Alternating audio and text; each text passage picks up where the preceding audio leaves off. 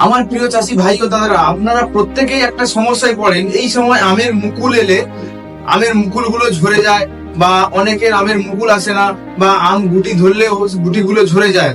এই সমস্যার সমাধান নিয়ে আমি দুটো ওষুধের নাম বলে দেবো, একসঙ্গে স্প্রে করে দেবেন, একদম পরিবর্তন হয়ে যাবে এবং আপনার রেজাল্টও ভালো পাবেন।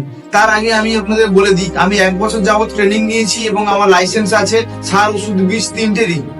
এই আমের মুকুল ঝরে যাওয়ার মেন কারণ হচ্ছে, দেখবেন ছোট বাচ্চা পোকা ও বড় পোকারা আমের ফুলের রস চুষে খায়, ফল হলে ফলের রস চুষে খায়, পাতা একদম শুকিয়ে দেয়। এরা এমনি আপনার গাছে থাকে, যখন মুকুল আসে এদের পরিমাণটা বেড়ে যায়, এরা আক্রমণও প্রচুর পরিমাণে আক্রমণ করে। পোকাগুলো তো ফুলের মঞ্জুরি বা মুকুলের মধ্যে ফুটো করে ডিম পাড়ে এবং সেখান থেকে কচি কচি বাচ্চা হয়। এই বাচ্চাগুলো পরে বড় হয়ে মুকুলের ক্ষতি করে। পোকাটার রং হচ্ছে হালকা সবুজ হয়, ঠিক আছে? আপনারা দেখলেই বুঝতে পারবেন। এবং যখন আপনি আম গাছের কাছাকাছি যাবেন, দেখবেন একটা পোকা উড়ে বেড়াচ্ছে।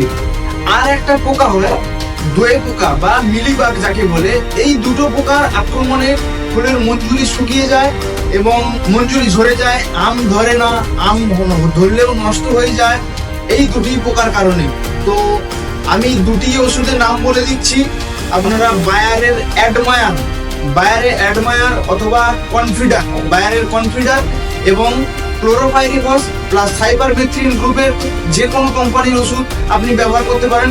আমি দু একটা নাম বলে দিচ্ছি, জয়েন্ট 55 অথবা নিউরোকম্বি, বা আপনারা দোকানে গিয়ে বললেই দিয়ে দেবে ক্লোরোপাইরিফস প্লাস সাইপারমেথ্রিন, ওর সঙ্গে বায়ারের অ্যাডমায়ার বা কনফিডার, এই দুটোকে একসঙ্গে মিক্স করে স্প্রে করতে হবে।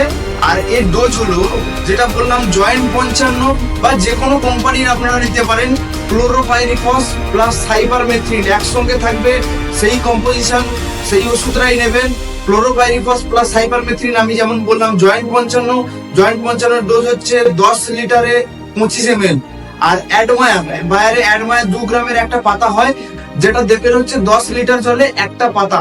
আর বায়ারের কনফিডার 10 লিটার জলে 10 ml। এই দুটো ওষুধ একসঙ্গে দিয়ে স্প্রে করলেই আপনার গাছের পোকা অনেক কমে যাবে এবং এটাকে পরপর 3 বার স্প্রে করতে হবে। প্রথম হচ্ছে মুকুল আসার সময় অথবা কুঁড়ি আসার সময়, 2 হচ্ছে কুঁড়িটা পুরোপুরি ভাবে বেরিয়ে গেলে তখন দেবেন, এবং আমের সাইজ মটর দানার মতো হবে সেই সময় স্প্রে করতে হবে।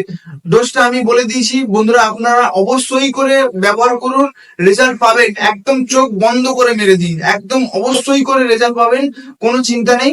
যদি আমার এই ভিডিও থেকে আপনারা উপকৃত পেয়ে থাকেন, তাহলে আমার চ্যানেলটি সাবস্ক্রাইব করে দেবেন, লাইক করে রাখবেন, এবং বিভিন্ন চাষের নতুন নতুন ভিডিও আমি আপনাদের কাছে নিয়ে আসবো। ধন্যবাদ। আপনারা কোনোদিন কোনো চাষের যদি সমস্যায় পড়েন, চাষবাস করতে গিয়ে সমস্যায় পড়েন, রোগ পোকা তাড়াতে পারছেন না, সমস্যা করলে আমাকে কমেন্টে জানাবেন, আমি সেই সম্বন্ধে ভিডিও বানিয়ে দেবো।